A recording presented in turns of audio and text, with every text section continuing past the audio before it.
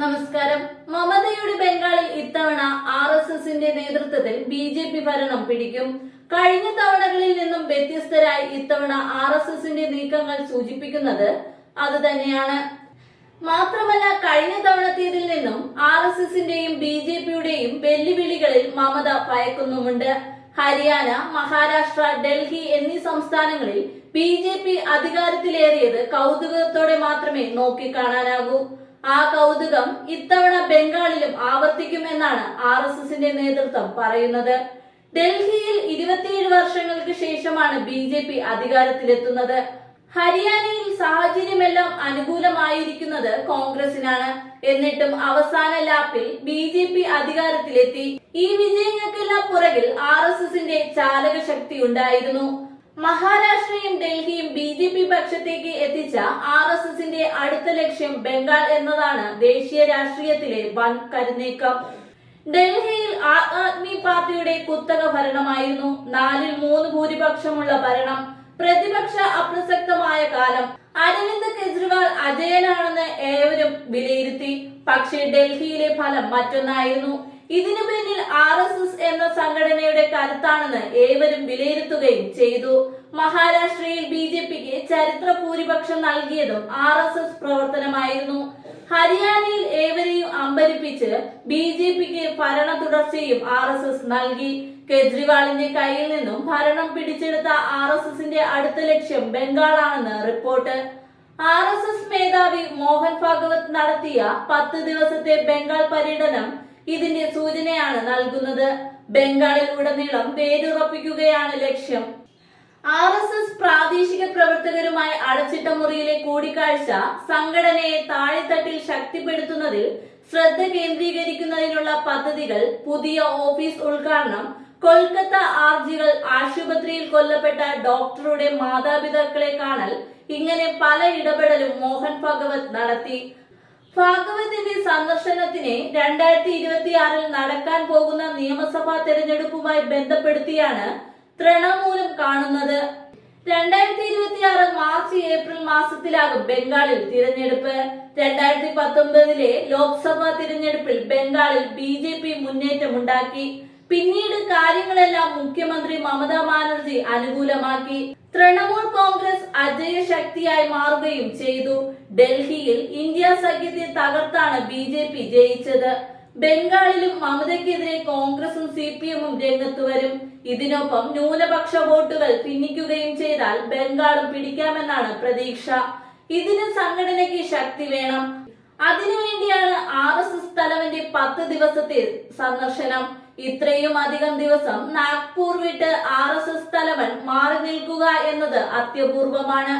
മോഹൻ ഭാഗവത്തിന്റെ ബംഗാൾ സന്ദർശനം ഞായറാഴ്ച റാലിയോടെ സമാപിക്കും.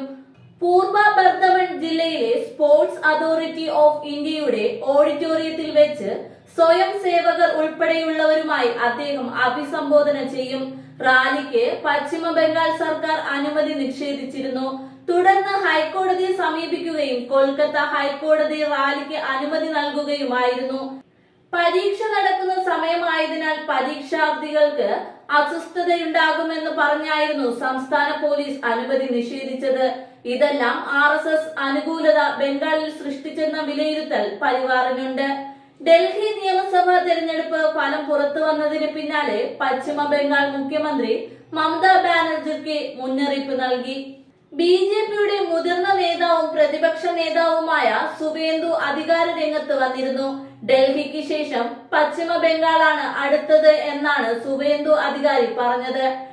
ഡൽഹിയിൽ ഞങ്ങൾ വിജയിച്ചു, അടുത്ത വർഷം ബംഗാളിലെ ഊഴമാണ്. ഡൽഹിയിൽ താൻ പ്രചാരണം നടത്തിയ ബംഗാളി ആധിപത്യമുള്ള പ്രദേശങ്ങളിൽ BJP വിജയിച്ചതായും അധികാരി പറഞ്ഞു. ഡൽഹിയിലെ ബംഗാളി ഭൂരിപക്ഷ പ്രദേശങ്ങളിൽ ഞാൻ പ്രചാരണം നടത്തി. അവിടെ അടിസ്ഥാന സൗകര്യങ്ങൾ മോശമാണ്. അവർ ഡൽഹിയെ തകർത്തു. ഡൽഹിയിലെ മിക്ക ബംഗാളി പ്രദേശങ്ങളിലും BJP അനായാസ വിജയം കണ്ടു. അത് ബംഗാളിലും ആവർത്തിക്കും, അദ്ദേഹം പറഞ്ഞു. ബംഗാൾ BJP അധ്യക്ഷനും MP-യുമായ സുകാന്ത മജുംദാറും സമാനമായ മുന്നറിയിപ്പാണ് നൽകിയത്. അടുത്ത നിയമസഭാ തെരഞ്ഞെടുപ്പിൽ ബംഗാളിലെ ജനങ്ങളും BJPക്ക് വോട്ട് ചെയ്യുമെന്നും ഡൽഹി ആവർത്തിക്കുമെന്നും സുകാന്ത മജുംദാർ പറഞ്ഞു. മമതയുടെ നേതൃത്വത്തിൽ തൃണമൂൽ കോൺഗ്രസ് സർക്കാരിനെ വേരോടെ പിഴുതെറിയാനുള്ള ശ്രമത്തിലാണ് BJP. അതിനുള്ള പ്രചാരണങ്ങളാണ് അവർ പറയുന്നത്. RSS പിന്തുണയുണ്ടെങ്കിൽ ഇത് സാധ്യമാകുമെന്നാണ് BJPയുടെ വിലയിരുത്തൽ. എന്നാൽ ബംഗാളിന് മുൻപേ തന്നെ RSS BJP കൂട്ടുകെട്ടുകളിൽ മറ്റൊരു സംസ്ഥാനം കൂടി തെരഞ്ഞെടുപ്പിന് തയ്യാറാകുന്നുണ്ട്. ഈ വർഷമാണ് തെരഞ്ഞെടുപ്പ്. എന്നാൽ ബംഗാളിലെ പോലെ ഒരു അട്ടിമറിയുടെ കാര്യം ബീഹാറിലില്ല. മാത്രമല്ല, ബീഹാറിന് വേണ്ടിയുള്ള നീക്കങ്ങൾ BJP ആദ്യമേ തുടങ്ങിയിരുന്നു. ബജറ്റിലെ ബീഹാർ പാക്കേജുകൾ സൂചിപ്പിക്കുന്നത് തെരഞ്ഞെടുപ്പിനെ തന്നെയായിരുന്നു. പുതിയ ഗ്രീൻഫീൽഡ് എയർപോർട്ട്, കർഷകർക്ക് makhana board, national food tech institute അടക്കം ബീഹാറിനായി വൻപൻ പദ്ധതികളാണ് ധനമന്ത്രി നിർമ്മല സീതാരാമന്റെ ബജറ്റിൽ ഇടം പിടിച്ചിരുന്നത്. മഖാന ഉദ്ഘാടനം, സംസ്കരണം, വിപണനം എന്നിവ മുന്നിൽ കണ്ടാണ് മഖാന ബോർഡ് സ്ഥാപിക്കുന്നത്. ഇതിനു പുറമെ പാട്ന എയർപോർട്ടിന്റെ നവീകരണവും 5 IIT-കളിൽ അടിസ്ഥാന സൗകര്യങ്ങൾ വർദ്ധിപ്പിക്കുമെന്നും പ്രഖ്യാപനമുണ്ടായിരുന്നു. ഇതിനു പുറമെ ഗിഗ് തൊഴിലാളികളുടെ ആരോഗ്യ പരിരക്ഷ, അമ്മമാർക്കും കുഞ്ഞുങ്ങൾക്കും പോഷക ആഹാര പദ്ധതി, ഹോം സ്റ്റേകൾക്ക് മുദ്ര ലോൺ, സർക്കാർ മെഡിക്കൽ കോളേജുകൾക്ക് സീറ്റ് വർദ്ധിപ്പിക്കൽ, MSME-കൾക്ക് കൈത്താങ്ങ് തുടങ്ങിയ മറ്റ് അനവധി പ്രഖ്യാപനങ്ങളും ബജറ്റിൽ ഇടം പിടിച്ചിരുന്നു. അതായത് BJPയെ മുന്നിൽ നിർത്തി RSS ലക്ഷ്യം വെക്കുന്നത് ഒരു ആൾ ഇന്ത്യ പാക്കേജ് ആണ് എന്ന കാര്യത്തിൽ തർക്കമില്ല.